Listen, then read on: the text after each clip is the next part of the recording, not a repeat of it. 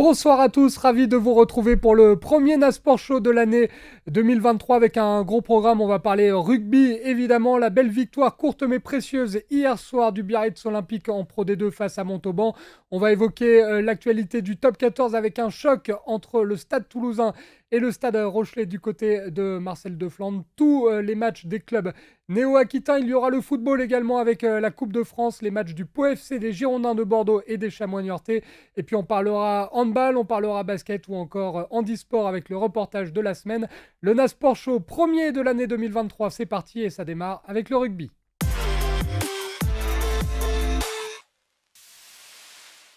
Et pour parler rugby, évidemment, j'accueille notre consultant, monsieur Florian Bougerolles, à qui je souhaite une très bonne année 2023, la santé, la montée avec Niort, la première place avec Villeneuve-les-Salines. Que du bonheur pour toi en 2023, Flo.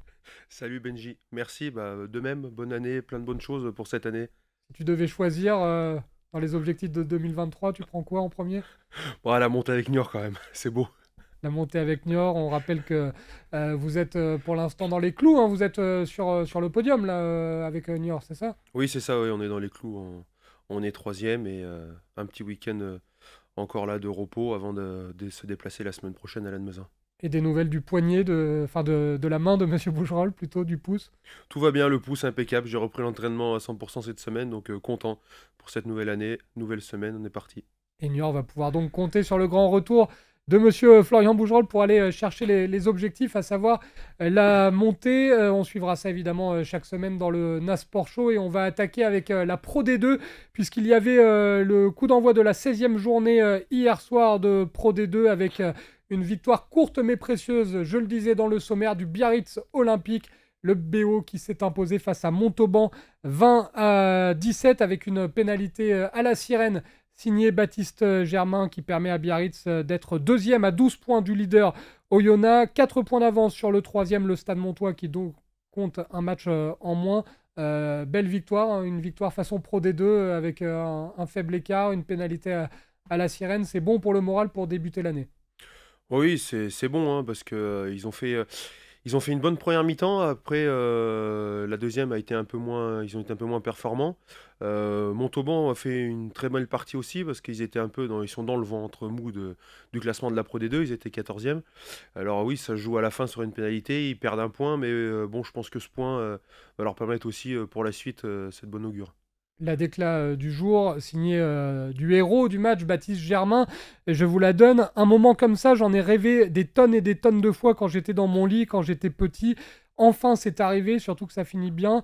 Je suis content d'avoir pu récompenser toute l'équipe sur un match qui a été très dur et ainsi lancer 2023 de la meilleure des manières. Ça arrive souvent hein, qu'il y ait un numéro 10 qui soit le héros du match, même si c'est un travail collectif. Faut la mettre, cette pénalité. Et il l'a dit, j'en ai rêvé quand j'étais petit. Quand on est 10 et qu'on est petit, le soir, on s'endort et on rêve d'offrir la victoire dans ces conditions. Ouais, surtout il fait encore une superbe partie à l'ouverture. Je crois qu'il en rate une à la 75e, il me semble, hein. J'ai regardé le match, il en rate une à la 75e. Donc bon, après à la 80e, il la met, mais c'est vrai que dans ces circonstances comme ça, c'est un joueur qui a besoin de confiance et on le voit, hein, ça fait plusieurs semaines qu'il le met à l'ouverture. Il est performant avec son équipe, donc on en discutait tout à l'heure. Dès que tu as un buteur, tout de suite l'équipe aller dans l'avancée, c'est vachement mieux. Ouais. Biarritz, deuxième. Alors certes, il y a un match de plus que le Stade Montois, par exemple, qui est troisième, mais on parlait de Niort tout à l'heure dans les clous. Biarritz aussi dans les clous, hein. Il y a eu des hauts et des bas, un peu les montagnes russes là, depuis le début de saison. Ils ont loupé des opportunités à certaines occasions, mais franchement, ils sont dans le tempo. Ouais, ils sont dans les clous et puis c'est surtout qu'ils sont capables de faire des matchs aboutis comme des matchs ils seront des matchs compliqués. Après, c'est une équipe en n'entendant pas trop parler, à part ses problèmes avec la mairie, mais Et à sinon, part le président Aldiger. voilà, sinon c'est une équipe qui est vachement discrète, on n'entend pas trop parler, et c'est une équipe qui travaille dans l'ombre, et c'est une équipe qui avance, ils prennent match après match, et c'est une équipe qui se rend le championnat assez facile. J'ai l'impression que même dans les circonstances un peu compliquées, ils arrivent toujours à s'en sortir, et ils ont fait une grosse partie aussi hier, ouais. Et vous l'avez vu à l'écran, victoire 20-17 du Biarritz Olympique face à Montauban en ouverture de cette 16e journée de Pro D2 qui se poursuit évidemment. Il y a des matchs en cours. Côté Nouvelle-Aquitaine, Agen qui reçoit en ce moment même le club de Rouen-Normandie. Il y a Soyons-Angoulême qui reçoit depuis 19h30 Nevers. Et puis le Stade Montois est en déplacement à Aurillac. On en rigolait en avant-match avec Flo, mais quand on regarde le calendrier et qu'on voit qu'on joue Aurillac début janvier, là ça va encore, hein, pour un début janvier, il fait pas trop froid, ça sera plus dur peut-être en février d'aller se déplacer à Aurillac. Ouais, c'est sûr, c'est ce qu'on disait tout à l'heure. Ouais. Se déplacer à Aurillac, bon. Puis c'est surtout de se déplacer à Aurillac, tu sais que bah, si t'es pas prêt en conquête à défendre des ballons portés et en mêlée, bah, la soirée va être compliquée. Ouais. Il faut mieux pas trop avoir mangé pendant les fêtes quand on se déplace à Aurillac. Il faut mieux protéger les oreilles. On passe au top 14, évidemment, parce que là, il y a un gros programme. On va se régaler ce week-end, la 15e journée de championnat. Le début donc des matchs retour. Vous le voyez avec cette infographie. Je vous donne le calendrier. Bordeaux-Bègles, Bayonne, derby aquitain. Pau face au Loup. Clermont contre Perpignan. Le CA Brive Corrèze face au RC Toulon, le Stade français Paris contre le Castres Olympique, Toulouse en déplacement au Stade Rochelet à Marcel de Flandre pour le choc samedi soir à 21h05 et puis autre choc, cette fois dimanche à 21h05, le champion de France en titre Montpellier face au Racing 92. On va débuter dans l'ordre avec la rencontre entre l'Union Bordeaux-Bègles et Bayonne, deux équipes qui sont à l'affût, vous le voyez avec le classement, Bayonne qui est actuellement bien placé, 5e, Bordeaux qui compte le même nombre de points mais qui est 6e. Franchement, gros match à venir du côté de Bordeaux, du stade Jacques Chaban-Delmas. On le rappelle, il y a eu une bonne série là, pour les coéquipiers de Mathieu Jalibert pour se replacer. L'UBB, depuis le départ de Christophe Furios, ça va beaucoup mieux. Il faut confirmer maintenant face à une équipe surprise du début de saison. Oui, faut confirmer, ça c'est sûr, parce que bah, c'est à domicile. Ils ont gagné à La Rochelle. La semaine dernière, ça gagne aussi à Chaban-Delmas. Là, ils reçoivent Bayonne. Bayonne qui est aussi sur une bonne dynamique, hein, qui a gagné la semaine dernière aussi, pas à l'arrache, mais qui a fait un bon match la semaine dernière. Donc, ouais, ça va être un match engagé. Et, moi, je pensais que voilà, il y a 3-4, pardon. Il fallait pardon, que Greg Pata allait faire tourner quelques joueurs, les mettre au repos, alors que pas du tout. Ils ont mis les deux grosses équipes de chaque côté. Et je pense que ça va être un match ouais, plutôt engagé et plutôt plaisir à voir. Ouais. Ça peut faire un match serré comme à l'aller. Il y avait eu victoire 20-15 à Jean Daugé des Bayonnais. On peut assister au même genre de scénario. Ouais, je pense que ça va être un match hyper serré. Parce que c'est deux équipes qui sont en pleine confiance. C'est des équipes qui aiment jouer, hein, parce que les Béglés, on le voit aussi, hein, c'est une équipe qui aime jouer, qui aime remonter les ballons. Les Bayonnais, c'est pareil, avec le chef d'orchestre Camille Lopez.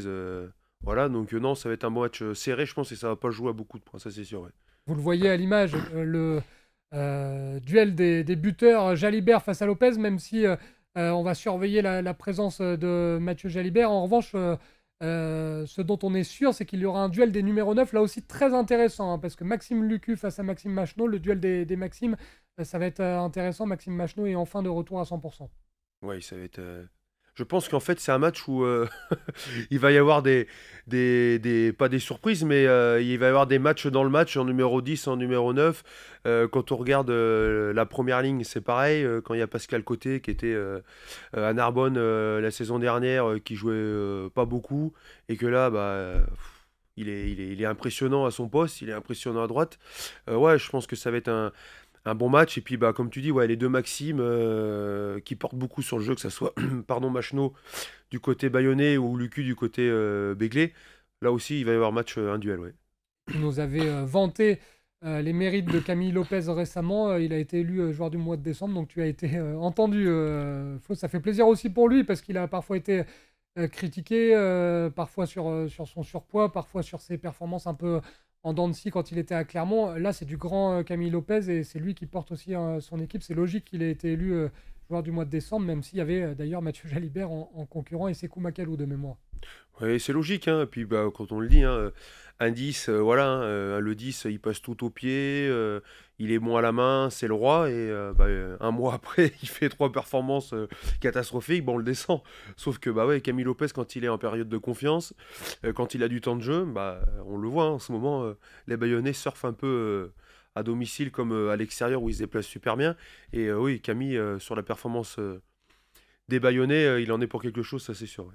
Et on va se régaler. Match samedi à 15h, UBB contre Bayonne, le derby aquitain. Deux équipes en pleine forme et en pleine réussite. Vous le voyez à l'image. En plus, il y aura un stade avec une ambiance bouillante, puisque on l'a vu, c'est parti comme des chocolatines, là, les tickets pour cette rencontre. On va parler d'un match. Là, c'est un petit peu l'inverse, Flo, entre deux équipes en manque de confiance et avec un besoin urgent de points. Pau d'un côté. Lyon de l'autre, malheur aux vaincus, notamment pour Xavier Garbajosa. Thibaut Daubagna, là aussi, il faut gagner pour la section paloise. Dylan Cretin a déclaré: on a tous passé un nouvel an de merde, 5 défaites de rang. Les Lyonnais, faut rebondir dans le Béarn, là, c'est obligé. Ouais. Ouais, je pense que les Lyonnais, ils ont pas le choix, sachant que avec la défaite de la semaine dernière à domicile contre Brive, je pense que là, oui, là, il n'y a pas le choix, hein. Je pense que toute la semaine, ils se sont resserrés, ils ont dû faire des choses très simples. Des fois, hein, ça sert à rien d'envoyer des grandes envolées, il faut être bon sur les fondamentaux, et je pense que là, les Lyonnais se sont ressortis un peu sur ça. Mais ouais, les Lyonnais n'ont pas le choix, parce que s'ils perdent encore ce week-end, bah, ils se tirent encore une balle dans le pied. Et puis en fait, bah, devant, les équipes les attendent pas, et le train est en train de partir. Et quand tu prends pas le train, après, c'est trop tard, hein. Quand tu perds des points en route, après, c'est compliqué. Ouais, c'est très compliqué. Et puis le train, en ce moment, il s'arrête pas vraiment garde-Pau parce que le mois de décembre catastrophique, hein, des Palois qui avaient été très intéressants et qui ont gagné un seul match au mois de décembre. C'était en plus en Challenge Cup face aux Dragons. Donc il y a la défaite contre Castres, il y a la défaite face aux Cheetahs, il y a le nul contre Bayonne, la défaite contre le Stade français. Pau, pareil, ça va être un match au couteau parce qu'eux aussi ils vont vouloir gagner à domicile. Eux vont vouloir gagner aussi à domicile parce que sur le classement, on regarde aussi sur le classement, les équipes de fin de classement comme le CA Brive qui est sur deux victoires consécutives. Donc que tout se resserre, que ça soit devant où ça joue à 4 points, que ça soit derrière où Brive doit être à 7 points, je crois. Donc c'est pareil, si les Brivistes gagnent ce week-end contre les Toulonnais et que les Palois perdent, ouais, les Palois, je pense qu'ils n'ont pas le choix non plus, oui. La belle passe de Florian Bougerolles, puisque on va parler de Brive, justement, équipe qu'on avait un petit peu enterrée. C'était sans compter sur la signature de Patrice Colazo, qui est arrivé à Brive et qui, là, on l'a intitulé le Colazoco, ce match, parce qu'il retrouve tout de suite Toulon, son dernier club avant d'arriver du côté de Brive. Là, clairement, ça marche pas à tous les coups, mais là, bien joué de la part des dirigeants brivistes, parce qu'il y a un vrai effet Colazo, il a dit à ses joueurs dans le vestiaire, les gars, j'aurais pas signé à Brive si je pensais pas que le maintien était possible, et il a réveillé tout le monde. Ouais, et puis c'est surtout que il a surpoussé, comme tu le dis, Benji, les dirigeants brivistes ont surpris tout le monde, hein, parce que je pense que personne s'attendait à avoir Patrice Colosso à Brive. Sauf que bah il y a quelque chose à faire à Brive. Je pense que c'est un club qui lui va super bien parce que sur comment on peut, des fondamentaux, les dirigeants brivistes, il l'a dit, sur certaines. Ça le fait penser un peu sur La Rochelle, où c'était compliqué au départ, et là, il voit que, bah, en fait, il y a tout pour réussir. J'ai vu qu'ils allaient faire une nouvelle tribune, j'ai vu qu'ils sont en train d'essayer de se renforcer un peu sur tous les postes. Donc, ouais, je pense que c'est un club qui lui va bien, et sur la mentalité, comme je vois, du capitaine briviste, avec Mela. Ouais, je pense que c'est quelque chose qui va matcher avec Patrice, et le maintien, je pense qu'ils vont l'avoir, ouais, pour moi. Tu parlais du capitaine, ça aussi, on en avait parlé, je me rappelle dans la Sport Show, du retour de Saïd Rech sur le terrain, retour important sur le terrain, mais aussi dans le vestiaire. C'est un homme sur lequel Patrice Colazo va pouvoir s'appuyer. Ah ouais, bien sûr, bah c'est sûr qu'il va pouvoir s'appuyer sur quelqu'un comme ça, hein. C'est comme à La Rochelle quand on s'appuie sur Romain Sazi, je pense que voilà. Mais ouais, il s'appuie beaucoup. Je pense que même pour la touche, c'est un gars qui doit être super intelligent sur la touche, dans le vestiaire, mais même en dehors, sur le projet de jeu, choses comme ça, ils doivent beaucoup s'appuyer sur lui. Donc ouais, ça leur fait du bien, et on le voit la patte Patrice Colazo commence à prendre, même si ça fait que 2 matchs, on dit la patte, mais bon, en 2 matchs, en étant Clermont et la semaine dernière à Lyon, je pense que oui, ça prend quand même. Ouais. Ouais, 2 victoires consécutives pour Patrice Colazo face à Clermont, tu l'as dit, 20-16 et face à Lyon, gagné à Lyon 30 à 27. Et puis il y a quand même, il l'a dit, hein, Patrice Colazo, si j'ai signé, c'est parce que j'ai vu qu'il y avait énormément de potentiel dans ce groupe. C'est vrai, quand on a des Nicolas Sanchez, des Saïd Ireche, ce genre de joueurs, c'est pas non plus. Il a du matos quand même, Patrice Colazo. Bah oui, il a du matos, bien sûr, oui, il a du matos, parce qu'il y a aussi Enzo Hervé en 10. On a le pilier droit, Marcel Vandermeer aussi, qui a de l'expérience, qui est passé par des bonnes équipes. Donc oui, il y a du matos, ça c'est sûr qu'il y a du matos. Et avec le matos et avec la mentalité de Patrick, je pense que ouais, les brévistes, ils vont retrouver, cet invincible à domicile et ça va être dur d'aller les chercher, je pense, à domicile maintenant. Oui. Jamais 203 là, il peut taper son ancien club, Patrice Colazo. Ouais, bien sûr, parce qu'il va y avoir un stade qui va être plein. Hein. On en parlait aussi il y a quelques temps sur les stades. Dès que ça commence à gagner, bah, le public revient. Là, ils ont gagné 2 matchs.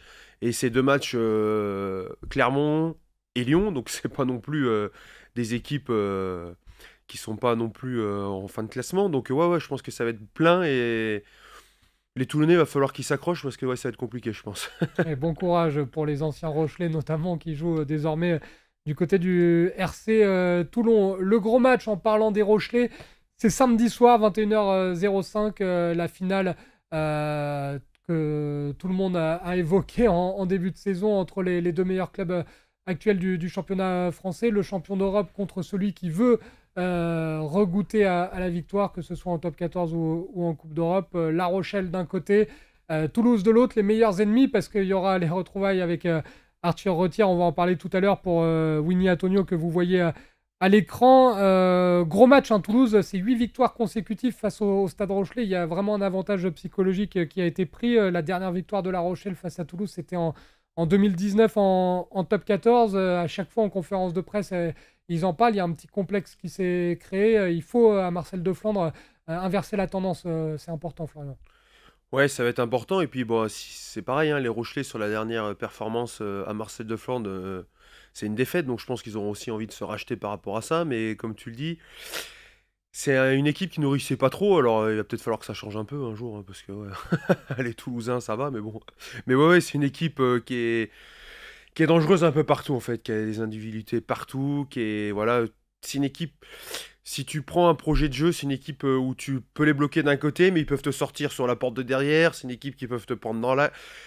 C'est une équipe qui a des individualités, donc je le répète, partout, qui est dangereuse partout. Donc ouais, ça va être compliqué ce match de samedi soir, mais bon, je pense que les Rochelais vont avoir à cœur de se racheter devant leur public. Donc moi, je vois bien une victoire rochelaise. La victoire rochelaise annoncée par Florian Bougerolles. On va écouter Jules Favre qui connaît l'importance de ce match et qui a hâte, puisqu'il revient de blessure, d'aider ses coéquipiers pour ce choc du top 14. Pour lui, il faut absolument bien aborder le sprint final et ça commence samedi soir du côté de Flandre. Pas forcément, je pense que le match de la semaine dernière, c'était, par exemple, on l'avait coché parce que c'était un match clé qui pouvait nous faire basculer du bon ou du mauvais côté. Et voilà, en ramenant 5 points de Perpignan, on a réussi à se maintenir dans ce groupe de tête où voilà, maintenant il faut plus se laisser décrocher parce que ça va être un sprint jusqu'à la fin de saison. Mais forcément, c'est un gros match, donc on a tous envie d'y être, on a tous envie de performer et voilà, on a envie de gagner forcément. Il n'y a pas forcément de rapport avec Toulouse ou pas Toulouse. Voilà, je pense que cette série, elle est comme elle est. On perd parce que c'est une équipe de haut niveau et que contre ces équipes de haut niveau, il ne faut pas faire d'erreurs. Et voilà, comme tu dis, des petites erreurs d'indiscipline qui nous coûtent. Voilà, on est 14 et forcément, au bout d'un moment, tu craques et tu laisses une brèche, ils en profitent. Et du coup, ils prennent le score. Après, voilà, des petits détails, en fait, c'est bête, mais un mec qui s'oublie dans un ruck, une pénalité, 3 points. En fait, ça va vite, c'est les matchs de haut niveau. J'ai j'ai pas envie de dire que c'est un match de niveau international, mais presque. Enfin, quand on regarde tous les internationaux qu'il y a sur le terrain, chez eux comme chez nous, que ce soit des Français ou des étrangers, je pense que c'est un très très gros match. Et voilà, comme vous le savez tous, c'est les détails qui comptent.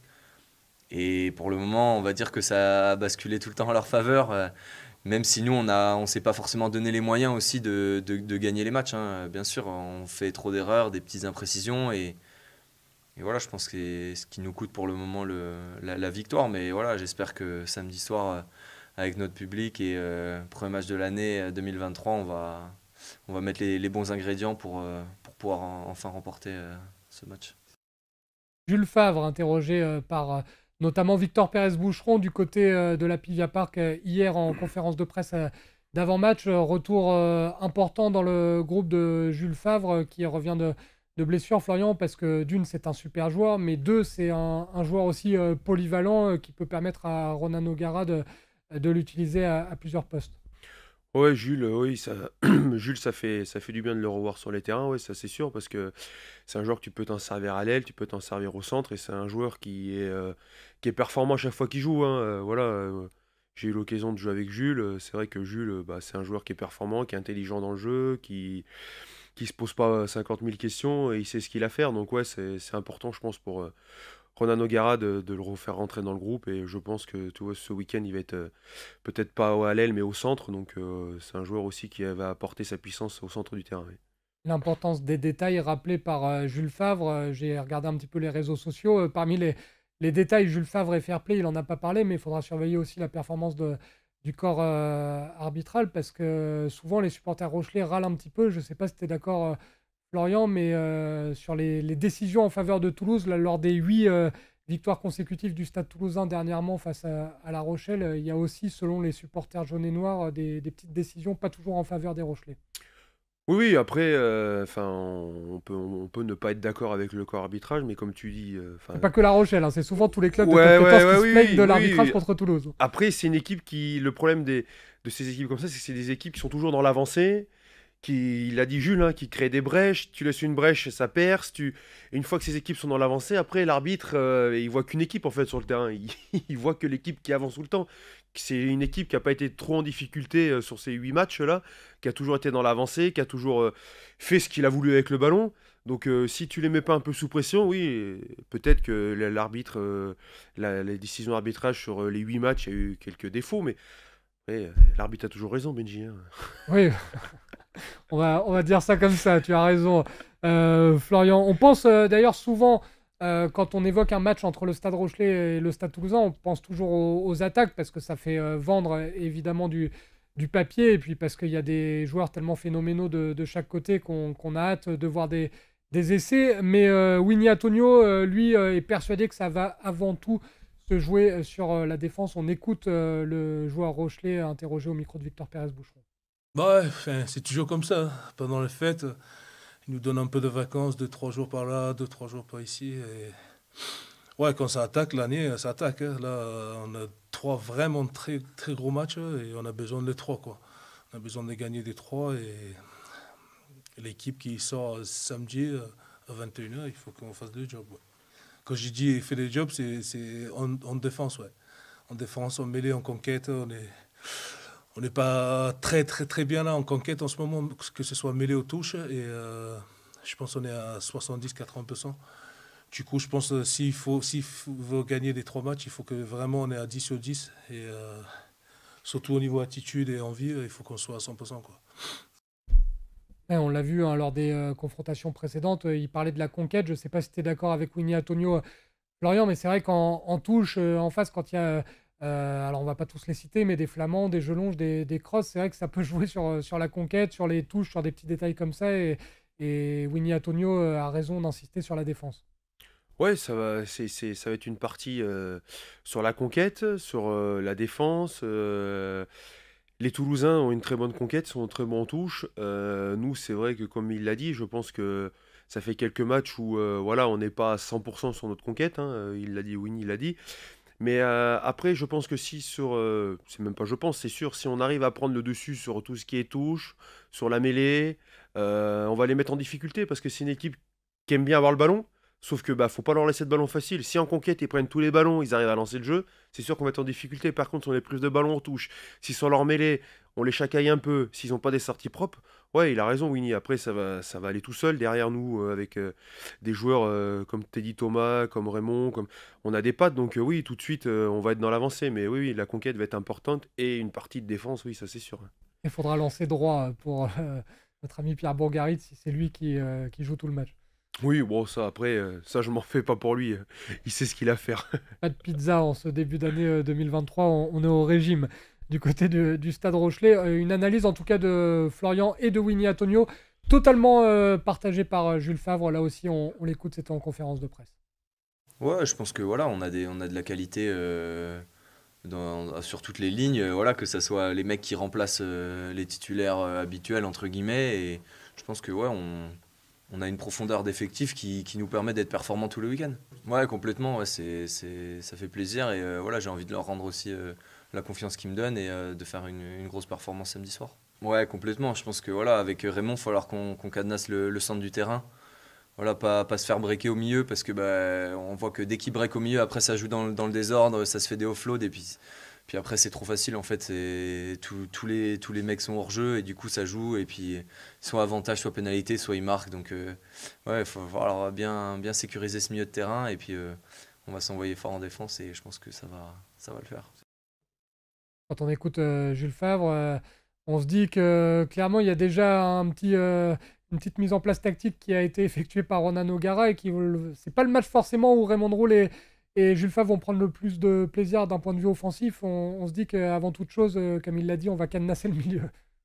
Oui, bah, il a tout dit dans sa conférence de presse, hein. Le milieu de terrain, il va falloir le cadenasser. Comme il dit, après, dit que tu leur laisses des brèches, bah, ça joue les offloads, ça joue après contact, les premiers soutiens sont rapides, ça joue dans le. Enfin, c'est une équipe qui va être menaçante de partout. Après, comme il a dit, ça s'est dit deux fois, hein, si tu as une grosse défense, si tu leur laisses pas un ballon facile, les Toulousains vont être en difficulté, hein. C'est, voilà, hein, même si on dit toujours les Toulousains sont impressionnants, oui, mais c'est une équipe de rugby. Donc non, voilà, il y a un moment où il faut pas leur laisser jouer tous les ballons faciles, il faut les mettre en difficulté aussi.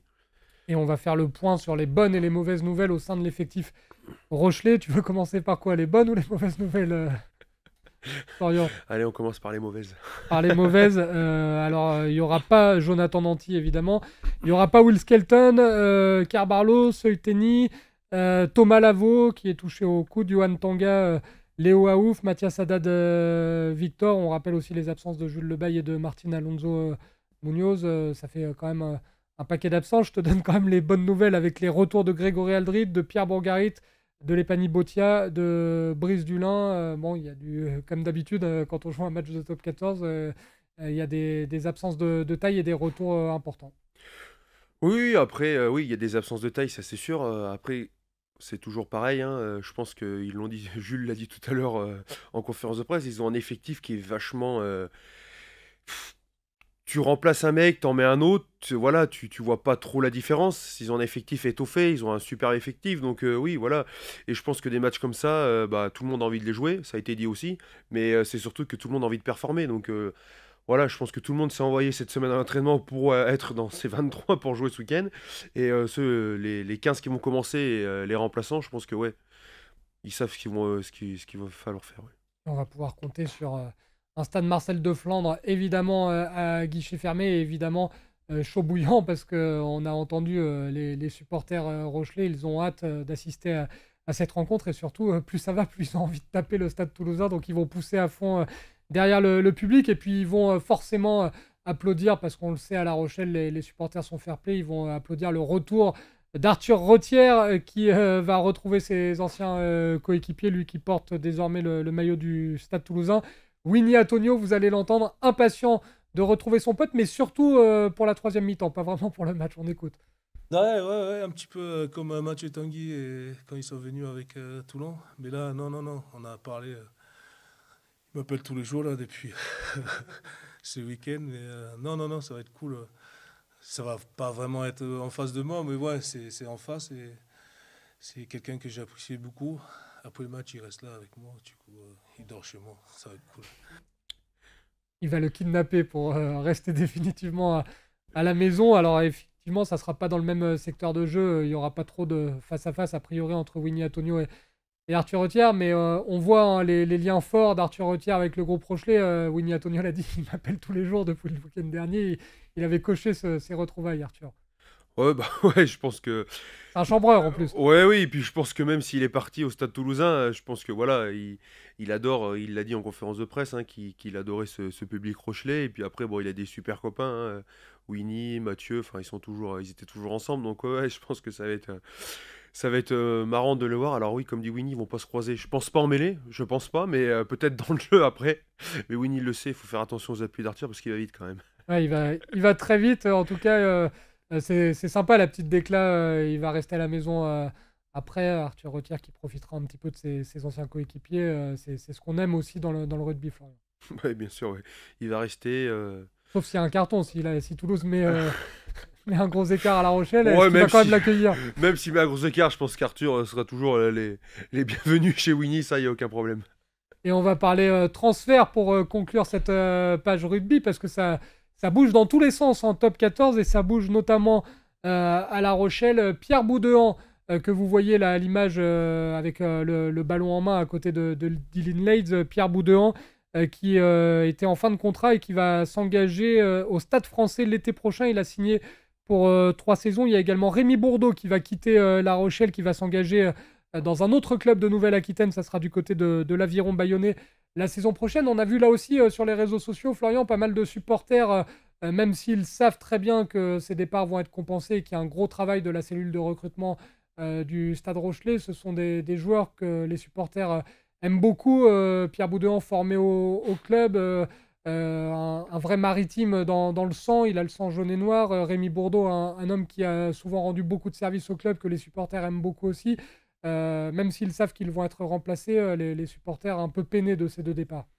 Ouais, c'est sûr, parce que c'est deux super mecs déjà dans la vie, dans un groupe. C'est deux bons joueurs aussi. Donc, ouais, ça fait. Oui, oui, c'est un peu peiné, mais après, bon, ça fait partie aussi du sportif de haut niveau. Voilà, hein, il pose pas ses bagages 5, 6, 7, 8 ans dans le même club. Voilà, il faut voir aussi autre chose. Et voilà, Pierre, ça va lui permettre de voir autre chose. Rémi, c'est pareil. Voilà, et après, ils vont être remplacés.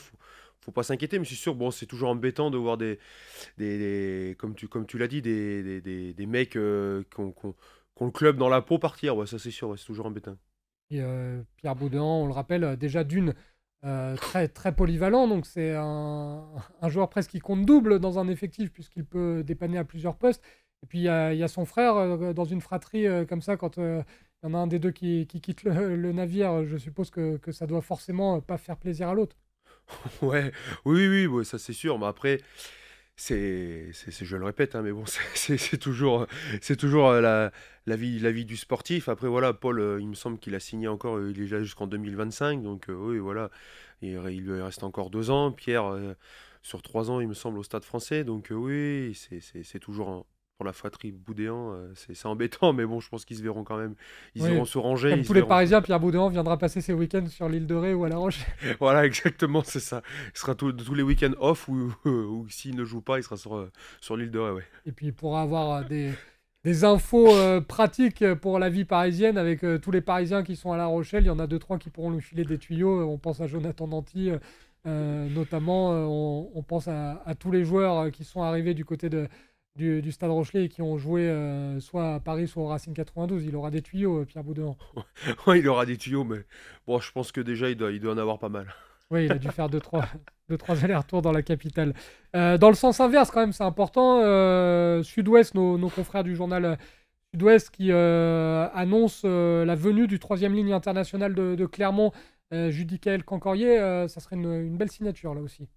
Oui, ça serait une belle signature, hein. Ça, c'est sûr que c'est un super joueur que soit sur la touche, en défense, des choses comme ça. C'est un super joueur, oui, ça serait une bonne signature.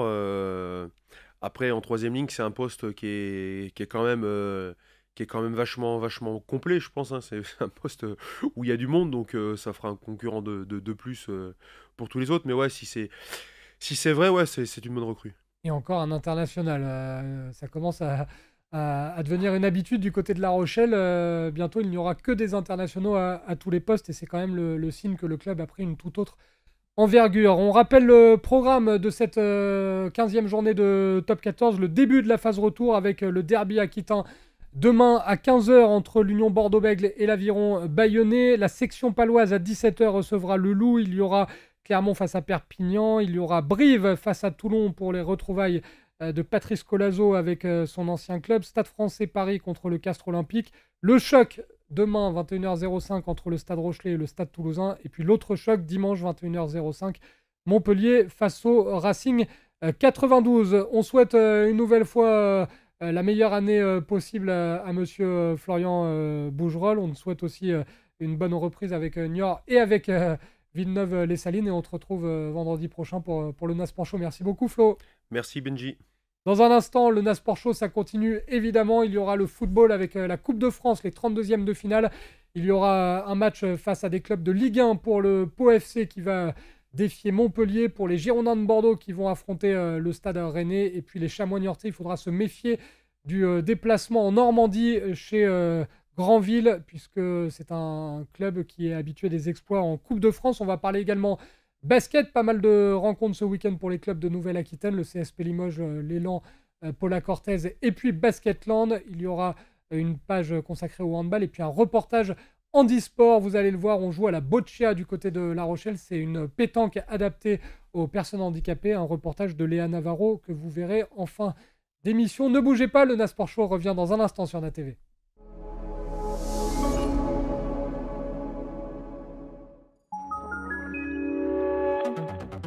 NATV, c'est toute l'actualité de Nouvelle-Aquitaine en temps réel sur le Canal 30.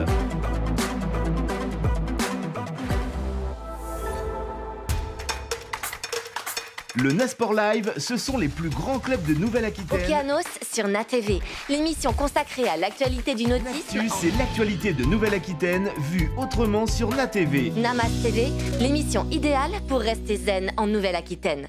NATV, la Nouvelle-Aquitaine autrement. NATV, c'est toute l'actualité de Nouvelle-Aquitaine en temps réel sur le Canal 30.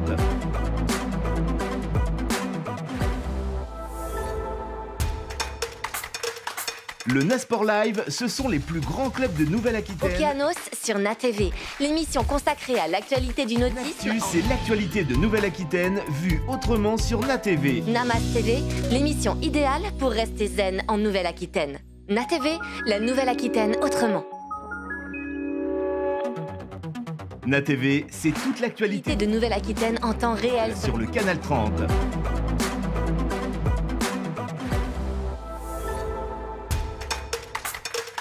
Le Nasport Live, ce sont les plus grands clubs de Nouvelle-Aquitaine. Okeanos sur NATV, l'émission consacrée à l'actualité du nautisme. C'est l'actualité de Nouvelle-Aquitaine vue autrement sur NATV. Namas TV, l'émission idéale pour rester zen en Nouvelle-Aquitaine. NATV, la Nouvelle-Aquitaine autrement. NATV, c'est toute l'actualité de Nouvelle-Aquitaine en temps réel sur le Canal 30.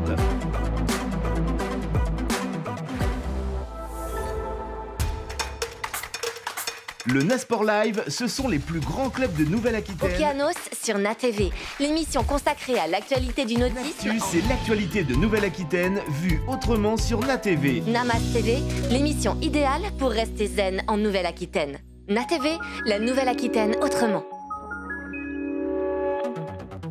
NATV, c'est toute l'actualité de Nouvelle-Aquitaine en temps réel sur le Canal 30.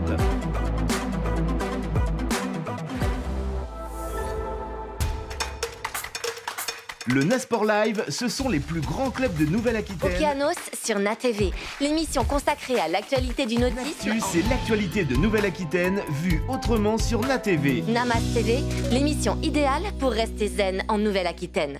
NATV, la Nouvelle-Aquitaine autrement. NATV, c'est toute l'actualité de Nouvelle-Aquitaine en temps réel sur le Canal 30.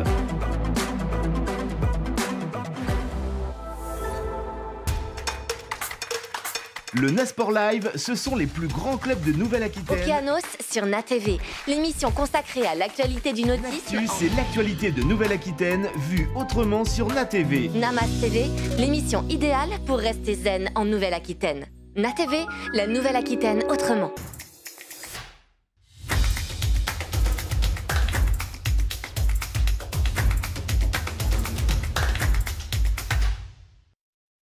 De retour dans le Nasport Show comme tous les vendredis soirs à partir de 20h sur NATV. On vient d'évoquer l'actualité rugby, l'actualité nombreuse, que ce soit avec la Pro D2 ou le Top 14. Si vous avez manqué cette partie de l'émission, vous vous dirigez sur le replay sur notre site na.media ou sur notre page YouTube. Et après le rugby, place dans le Nasport Show au football. Et l'actualité du football, c'est la Coupe de France avec les 32e de finale de la vieille dame. Malheureusement, plus de clubs amateurs de Nouvelle-Aquitaine, mais encore 3 clubs professionnels. Il s'agit évidemment des pensionnaires de Ligue 2 avec les Girondins de Bordeaux, les Chamois Niortais ou encore le Pau FC. On va débuter, vous le voyez en infographie, avec Bordeaux qui défie un club de Ligue 1, le 4e du championnat. Rennes en quête de l'exploit. Les hommes de David Guillon qui, demain soir à 20h45, vont tenter de faire vibrer le Matmut Atlantique. Un gros poisson donc de la Ligue 1 qui se déplace en terre girondine, comme le confirme l'entraîneur du club girondin David Guillon en conférence de presse d'avant-match au micro de Florian Sabatier. Une très belle affiche. On va rencontrer une équipe rennaise qui, à mon sens, est certainement celle qui développe le jeu collectif le plus abouti, le plus performant, le plus offensif de la Ligue 1. C'est une équipe qui progresse chaque année. Et aujourd'hui, elle fait partie vraiment de ce qui se fait de mieux en France. Rennes qui fait partie du top 5 français et qui, il est vrai, produit l'un des plus beaux footballs, même s'il y aura l'absence pour blessure du meilleur buteur breton, Martin Terrier, qui s'est fait les ligaments croisés. Bruno Genesio, l'entraîneur du club rennais, a déclaré « On est 7 équipes très proches, il faudra être régulier, c'est difficile de soutenir le rythme. Maintenant, j'attends que mon équipe affiche le même degré d'engagement à l'extérieur sur des matchs un peu moins sexy, comme à Bordeaux en Coupe de France. » Ça a fait pas mal réagir, notamment chez les supporters des Girondins. David Guillon, en conférence de presse d'avant-match, a répondu à l'entraîneur Bruno Genesio. Ouais, je vois un petit peu ce qu'il veut dire. Je pense qu'il l'a pas fait de façon à critiquer les Girondins. Il le sait très bien que les Girondins de Bordeaux sont un grand club. Je pense qu'il l'a dit parce qu'il sortait d'un match contre Nice. Je crois qu'il va jouer de Lens très bientôt. Donc il veut certainement mettre en garde ses joueurs que entre Bordeaux et Clermont, il faut qu'ils soient aussi à la hauteur. C'était plus, je pense, dans ce sens-là. Oui, c'est vrai que c'est une très belle affiche. Si on peut, en effet, montrer un très beau visage, faire voir à la France du football que chez les Girondins, il y a un vivier de jeunes vraiment très intéressant. Et puis une belle équipe, en effet, ça peut donner une belle image.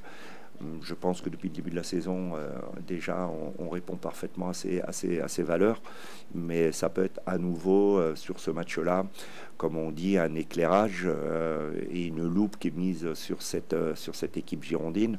Mais c'est aussi ce qui fait le charme de cette Coupe de France. On a une possibilité, on a une occasion de faire parler de nous et en bien.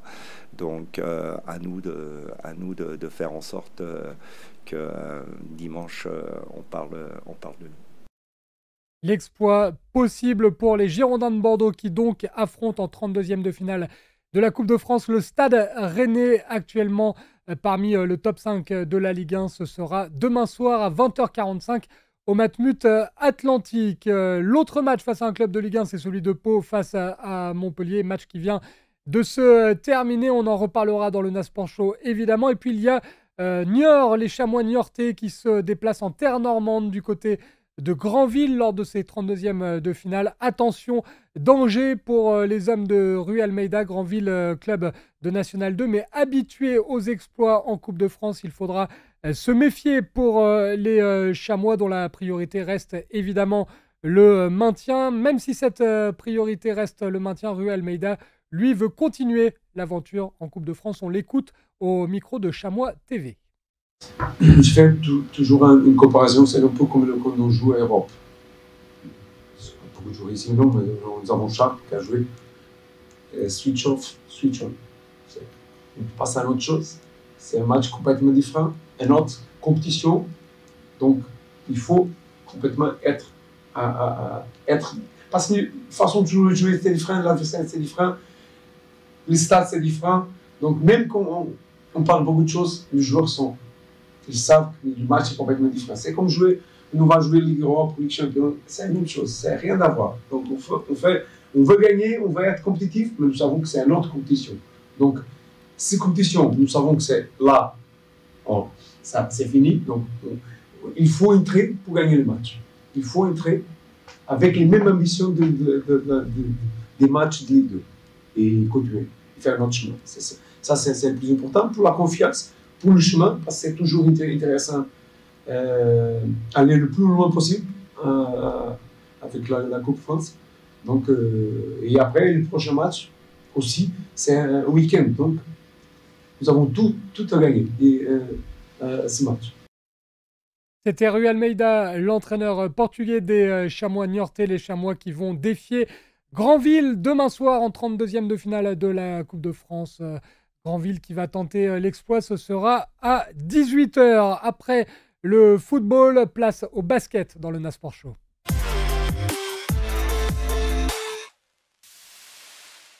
Et galanterie oblige honneur aux femmes avec la 8e journée de la Ligue féminine de basket, la LFB. Une rencontre dimanche pour le club de Nouvelle-Aquitaine, pour Basketland qui va se déplacer du côté de Latte Montpellier. Ce sera à 15h30 précisément pour les Landaises qui restent sur une belle série. 3 victoires consécutives et qui vont affronter une équipe actuellement 3e du classement. Ça va être un gros match pour les filles de Basketland. On espère que la série va continuer pour les coéquipières de Marine Fautou. Chez les hommes, place ce week-end à la 16e journée de Betclic Elite. Vous allez le voir en infographie avec le programme concernant les 2 clubs de Nouvelle-Aquitaine. Limoges, 8e du classement, reçoit Bourg-en-Bresse, 6e. Ce sera samedi à 20h au Palais des Sports de Beaublanc. Et puis l'une des plus grosses affiches de ce week-end de Betclic Elite oppose Pollack-Orthez à Monaco. Pollack-Orthez, 12e, qui se déplace à 17h sur le parquet de Monaco dimanche. Monaco, actuel leader de la Betclic Elite. Monaco, cadre européen qui réalise des résultats très intéressants sur la scène européenne. Pollack-Orthez qui reste sur 3 victoires consécutives face au Mans, Roanne et à Dijon. Pollack-Orthez qui va tenter de surfer sur cette vague de confiance face à la Roca Team qui vient de lourdement chuter sur le parquet du Partizan Belgrade. Une défaite 100-80 pour les Monégasques qui sont donc en quête de rachat. Après le basket, direction les parquets de handball cette fois-ci, avec un rendez-vous à noter dans vos agendas. Ce sera mercredi soir, mercredi précisément à 20h30 sur NATV. On va vous proposer de vivre comme régulièrement sur notre antenne la Ligue Butagaz Énergie, la première division féminine de handball, et un match alléchant entre Celles-sur-Belle et l'une des meilleures équipes du championnat, le Brest-Bretagne Handball. Ce sera la 11e journée de championnat. Notez bien le rendez-vous mercredi 20h30. Petite bande-annonce et on se retrouve juste après dans le Nasport Show.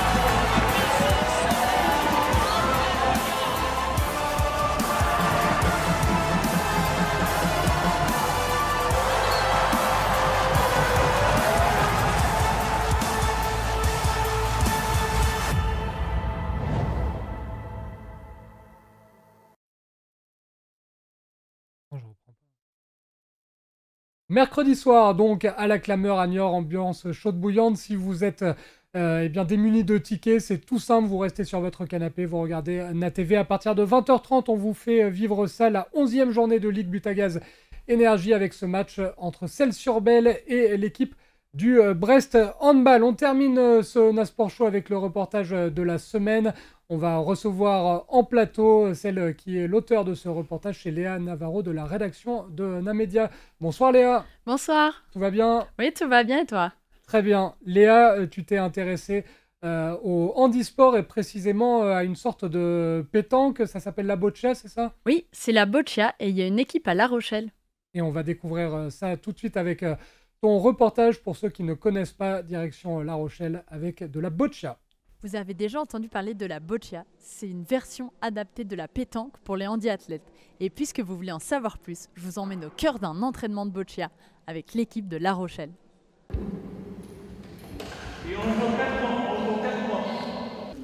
Bonjour, je m'appelle Alexandre et je fais de la boccia depuis un an et ça me plaît beaucoup.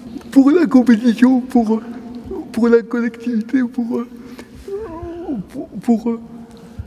gagner aussi. Il faut que ça soit de même pour la deuxième fois. Ah oui. Donc moi c'est Wilfried Ossa, je suis animateur de boccia. Je suis également vice-président de l'association du Cercle Andy Rochelet. Je pratique également la voile au sein de l'association. La boccia, c'est un sport qui ressemble à la pétanque. Donc on peut jouer en individuel ou en équipe. La différence, déjà, c'est au niveau de l'handicap et puis au niveau des boules, qui sont complètement différentes. Nous, les balles, elles sont légères, elles sont molles. Alors que la pétanque, elles sont dures, c'est de la ferraille, on va dire. Et là, elles sont plutôt espèce de mousse avec des petites billes à l'intérieur. Quand il y a des balles moyennes, dures et molles, quoi. Donc pour différents types d'handicap.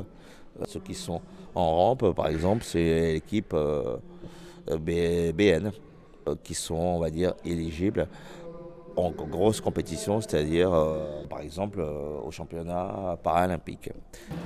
Impeccable. T'en es contente de t'offrir un beau cadeau, ouais. C'est Je m'appelle Charlotte.